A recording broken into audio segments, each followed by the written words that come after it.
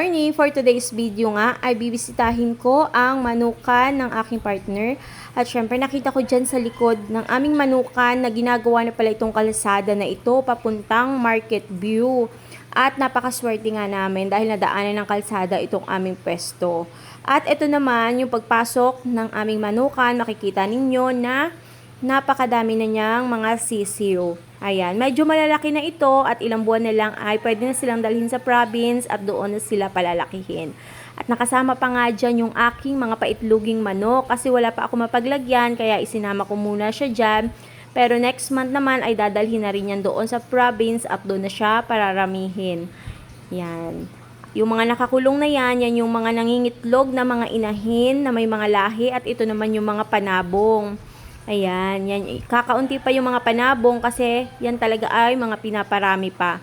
Ayan, yung iba naman ay kinulong dyan at mga paitlogin din yung mga manok. Pero pinagpapahinga na muna sila para sila ay kasusunod naman paiitlogin. At yung iba nga ay pinagsasama sa iisang kulungan katulad nito. Ito po yung ating manok na galing sa expo.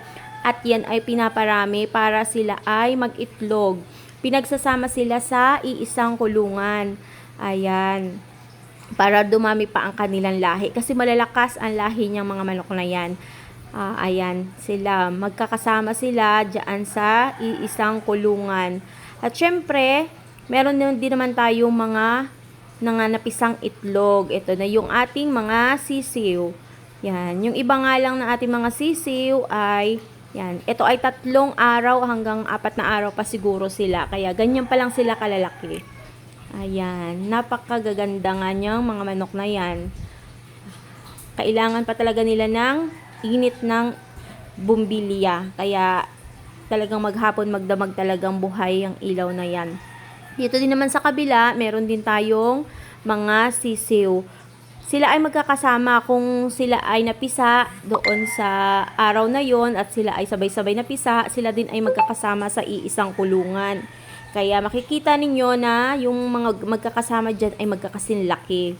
O, dito din sa kabila nating kulungan, medyo malalaki na ito. Siguro ito ay mga nasa 1 buwan na. 1 buwan na mahigit itong mga sisiw na ito. Yan, medyo malalaki na sila at malalakas na.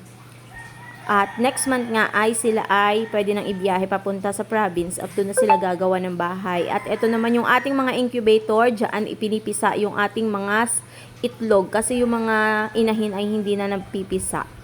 At syempre meron din tayo mga pure breed na kambing. Yan, napakaganda ng mga kambing na ito at napakalulusog. At pag ito ay mga nagsipaglakihan ay parang kasing laki ng mga anak ng baka talaga. Kaya nakakatuwa talaga itong alagaan. Isa nga ito sa gusto kong alagaan kasi hindi ganun kalaki ang gastos. Kasi syempre, bibigyan mo lang sila ng feeds at syempre mas madami ang kinakain nilang mga damo.